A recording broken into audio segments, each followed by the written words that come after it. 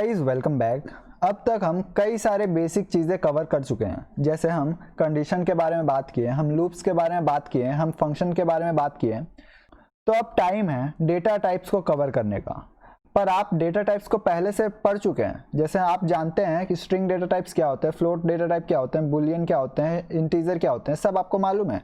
पर पाइथन में इन सब से ज़्यादा एडवांस डेटा टाइप प्रेजेंट है, जो कि पाइथन को प्रोग्रामिंग वर्ल्ड के दुनिया में एक अलग स्टैंड दिलाता है। और इस यूनिट में हम वही सारे डेटा टाइप्स के बारे में बात करेंगे। हम बात करेंगे लिस्ट के बारे में, डिक्शनरी के बारे में, टुपल्स के बारे में, और उन सभी के मेथड्स और फंक्शन को भी यूज़ करना सीखेंगे।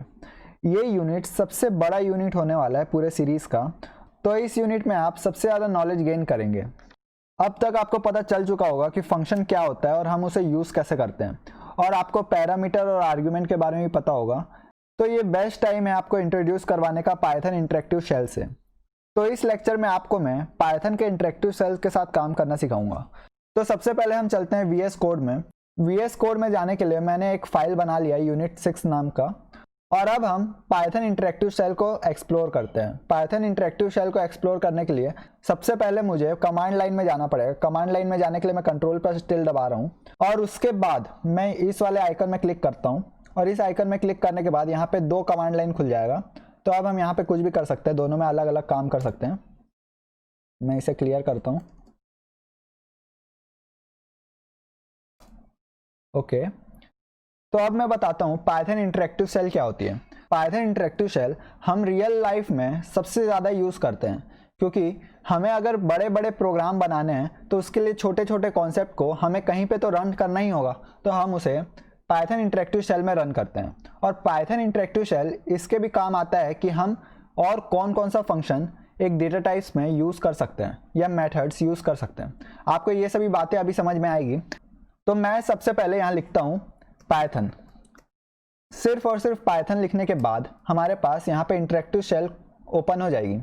अगर आप यहाँ पे मैक यूज़ कर रहे हैं तो यहाँ पे आप लिखेंगे पाइथन 3, और अगर आप यहाँ पे विंडोज़ यूज़ कर रहे हैं तो आप यहाँ पे लिखेंगे पाइथन। तो अब हमारे यहाँ पे पाइथन इंटरेक्टिव शेल ओपन हो चुका है। तो हम पाइथन इंटरेक्टिव शेल में पाइथन के ऑफिशियल डॉक्यूमेंटेशन को पढ़ सकते हैं। ऑफिशियल डॉक्यूमेंटेशन में सब चीज़ लिखा हुआ है पाइथन के, कि हम पाइथन में क्या कुछ कर सकते हैं। जैसे अगर हमें जानना है कि हम स्ट्रिंग डेटा टाइप्स में क्या क्या चीज़ें परफॉर्म कर सकते हैं, तो हम उसमें कैसे कर सकते हैं। तो उसके लिए हम यहाँ पे लिखें dir। dir एक फंक्शन है पाइथन में जो बताता है डायरेक्टरी। तो अगर हमें यहाँ पे स्ट्रिंग की डायरेक्टरी पता करनी है, str लिखते हैं, और अब हम यहाँ पे अगर एंटर किए तो यहाँ पे स्ट्रिंग के वो सारे चीज़ें आ जाएंगे जो हम स्ट्रिंग में अप्लाई कर सकते हैं।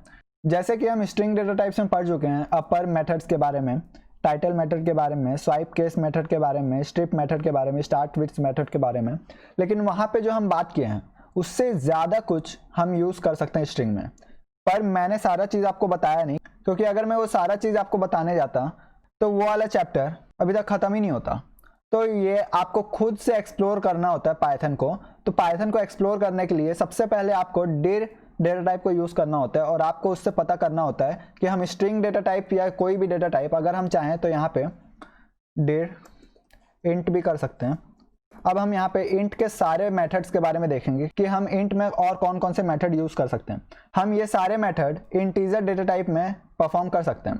तो अब हम एक और डेटा टाइप्स के बारे में देखते हैं। हम देखते हैं बुलियन डेटा टाइप्स के बारे में। बुल लिखते हैं यहाँ पे।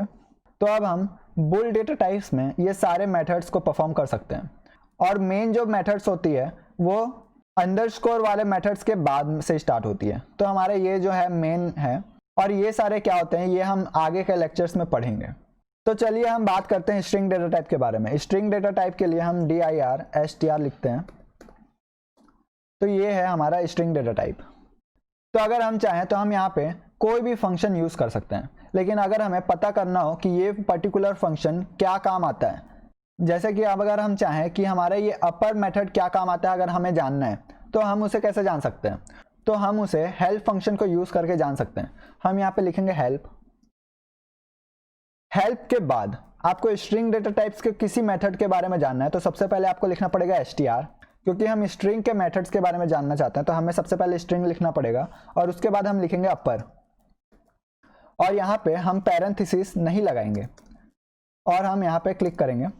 तो ये हमारा हेल्प कमांड एग्जीक्यूट हो चुका है और ये हेल्प कमांड बताया है return a copy of string converting to upper case. तो अब हम जान चुके हैं कि अपर मेथड स्ट्रिंग का क्या काम करता है। ये स्ट्रिंग को, कैसी भी स्ट्रिंग हो उसको अपर केस में कन्वर्ट करके देता है, रिटर्न करता है। इसे हमें प्रिंट करवाना होता है। ओके, अब हम और एक मेथड्स के बारे में देखते हैं। हम टाइटल मेथड के बारे में देखते हैं। टाइटल मेथड हमारे स्ट्रिंग में क्या काम आता है। तो हम उसके लिए भी हेल्प फंक्शन यूज करते हैं। हेल्प के बाद हम सबसे पहले लिखेंगे स्ट्रिंग डॉट टाइटल। हमें यहाँ ध्यान रखना है कि हम यहाँ पे पैरेंथेसिस ना लगाएं। ओके, अब हमारे पास यहाँ पे हेल्प फंक्शन टाइटल मेथड का सारा डिस्क्रिप्शन दे के आया है कि हमारा टाइटल मेथड काम कैसे करता है। तो ये आप पढ़ें, आप ये सारे मेथड्स के बारे में पढ़ सकते हैं और खुद ही पाइथन को एक्सप्लोर कर सकते हैं। और अब हम पाइथन इंटरेक्टिव शेल के बारे में और जानते हैं कि हम इसमें और क्या क्या कर सकते हैं। तो मैं इसे बढ़ाता हूँ। तो अब तक हम dir फंक्शन और हेल्प फंक्शन को यूज़ करके पाइथन को कैसे एक्सप्लोर करें समझ चुके हैं। आई होप आपको ये समझ में आया होगा। अब हम बात करते हैं कि हमारे पाइथन में कौन कौन से बिल्ट इन फंक्शंस हैं जिसे हम यूज़ कर सकते हैं। मेथड्स की बात नहीं कर रहा हूँ मैं, हम बात कर रहे हैं अभी फंक्शन की। तो हम फंक्शन को यूज़ करने के लिए हम यहाँ पे लिखेंगे डेर, और डेर के बाद हमें यहाँ लिखना है अंडरस्कोर और हमें लिखना है बिल्ट इन, और उसके बाद हम अंडरस्कोर डालें। तो अब हमारे पास यहाँ पे लिस्ट आ जाएगी सारे चीज़ों की कि हम क्या क्या फंक्शन पाइथन में यूज़ कर सकते हैं। हम यहाँ पे कई सारे फंक्शन के बारे में पढ़ेंगे और मैं आपको कई सारे फंक्शन खुद से एक्सप्लोर करने को दूंगा और आपको वो करना होगा। तो हमारे पाइथन में ये सारी चीज़ें इनबिल्ट प्रेजेंट है और हम इसे डायरेक्टली यूज़ कर सकते हैं पाइथन को इंस्टॉल किए हैं अगर। तो आप पाइथन को इस वे में एक्सप्लोर कर सकते हैं। आप सबसे पहले एक्सप्लोर करेंगे डेर डेटा टाइप के यूज़ करके, और डेर डेटा टाइप में आपको कई सारे लिस्ट आ जाएगी कौन कौन से आप मेथड यूज़ कर सकते हैं, कि कौन सा मेथड कौन सा आर्ग्यूमेंट लेगा और कहाँ पे आर्ग्यूमेंट लेगा। ये सारे चीज़ें आपको हेल्प कमांड को यूज़ करके मिल सकती है। और अगर आपको बिल्ट इन फंक्शंस के बारे में जानना है तो उसके लिए भी आप डेर कमांड यूज़ करेंगे और उसमें आप लिखेंगे बिल्ट इन। तो इससे आपको सारे के सारे जितने भी पाइथन में इनबिल्ट फंक्शंस हैं ये सारों की लिस्ट आ जाएगी और आप इसमें से किसी को भी एक्सप्लोर कर सकते हैं। जैसे मैं अगर एक्सप्लोर करूँ की एरर को, तो मैं यहाँ पे डेर और उसके बाद मैं यहाँ लिखूँगा की एरर।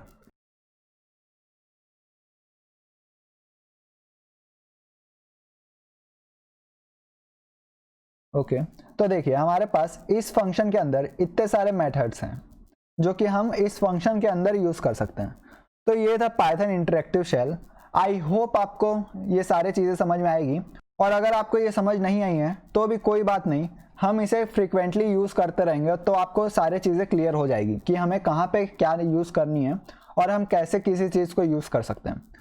तो thank you for watching this video and please like my video and subscribe to my channel for more quality content.